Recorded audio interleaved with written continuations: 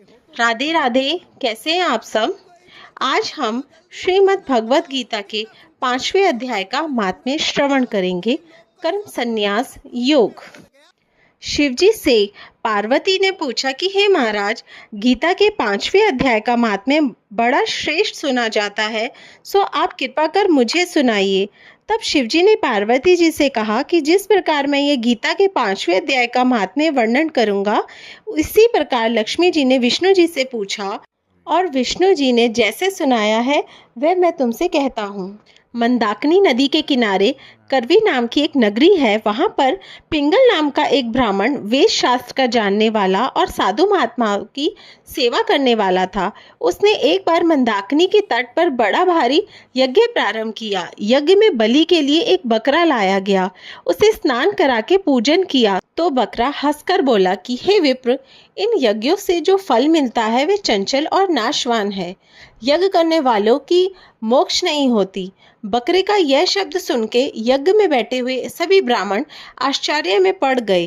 तब पिंगल ब्राह्मण हाथ जोड़ के बोला कि आप पूर्व जन्म का वृतांत कहिए कि किस कर्म से आपको बकरे की योनि मिली है। तब वह बकरा बोला कि मैंने विप्र के घर जन्म लेके अनेकों यज्ञ किए। एक समय मैं स्त्री के रोग शांति के लिए देवजी की भेंट बकरा मांगकर बलिदान देना चाहता था। वहीं पर उस बकरे की माता खड़ी थी। उसने देखा कि मेरे पुत्र का यह बलिदान देना चाहता है, तो उसने मुझे शाप दिया कि हे पापी विप्र, जो तू मेरे पुत्र को मारना चाहता है तो तू भी बकरे की योनि को पावेगा। माता के शाप पर मैंने ध्यान नहीं दिया और उस बकरे को बलिदान किया।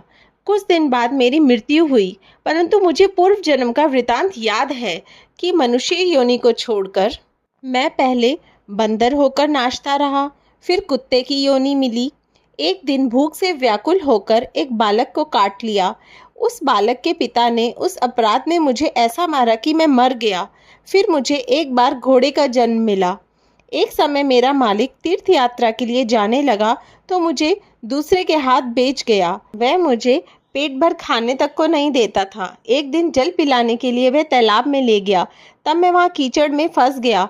मेरे मालिक ने निकालने के लिए बहुत उपाय किया, परंतु मैं नहीं निकल सका। वहीं मेरी मृत्यु हो गई। अनेक प्रकार की यातना व योनियों में दुख भोगकर मैंने फिर बकरे का जन्म पाया। मुझे इस यज्ञ में तुम बलिदान करो तो मेरे पूर्व जन्म के सब पाप दूर हो जावे। मैंने कुरुक्षेत्र में एक राजा को काल पुरुष दान करते समय गीता के 5वें अध्याय को सुना है। उसके प्रभाव से ही मुक्ति हो जावेगी। तब विप्र ने उस बकरे से पूछा कि तुमने ऐसी घोर योनियां पाकर किस उपाय से उसका निर्वाह किया।